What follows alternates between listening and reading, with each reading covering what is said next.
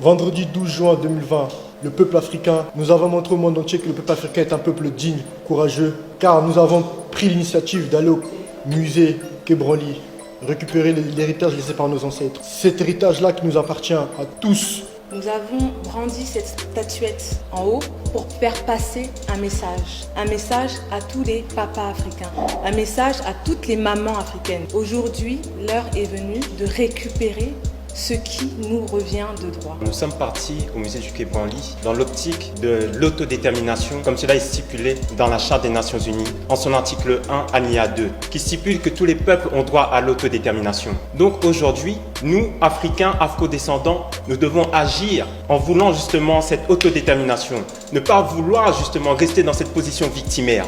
Nous ne devrions plus avoir peur de personne. Nous devons récupérer tout ce qui nous appartient. Comment ne rien faire quand l'histoire apparaît comme une tache sur la face de l'Afrique, quand ce sont les autres qui la racontent, sans nous? Chaque statue a une signification. Chaque statue accompagne l'homme et la femme de sa naissance jusqu'à sa mort. Le fait d'être parti au musée du Quai Branly et de réclamer la restitution de nos biens est complètement dans nos droits. Nous avons toute légitimité. Nous n'allons pas attendre que Macron décide de nous livrer seulement 40 000 des statuettes sur 90 000. Tout le peuple africain doit faire bouger les lignes. Si les élites africaines et les élites occidentales ne font rien, c'est notre rôle d'agir.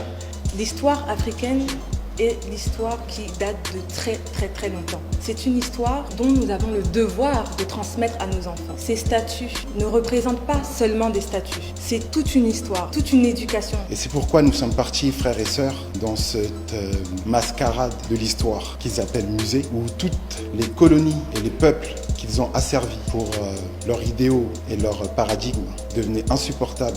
Aux frères et sœurs africains de laisser encore une journée passer sans qu'ils ne puissent ne pas entendre notre voix, avec ce courage et ce devoir de restituer au peuple africain leur héritage, leurs ancêtres, leur esprit, leur paradigme. S'il n'y a plus, comme ils le disent, de colonisation, il n'est pas normal qu'il y ait encore des objets qui appartiennent à notre patrimoine culturel qui soient justement stockés dans leur musée. Donc aujourd'hui, nous devons prendre conscience que nous avons les moyens de récupérer ces objets et de disposer pleinement. C'est un droit fondamental, c'est un droit essentiel. Je vous invite tous, frères et sœurs, partout où vous soyez, de continuer la lutte avec nous.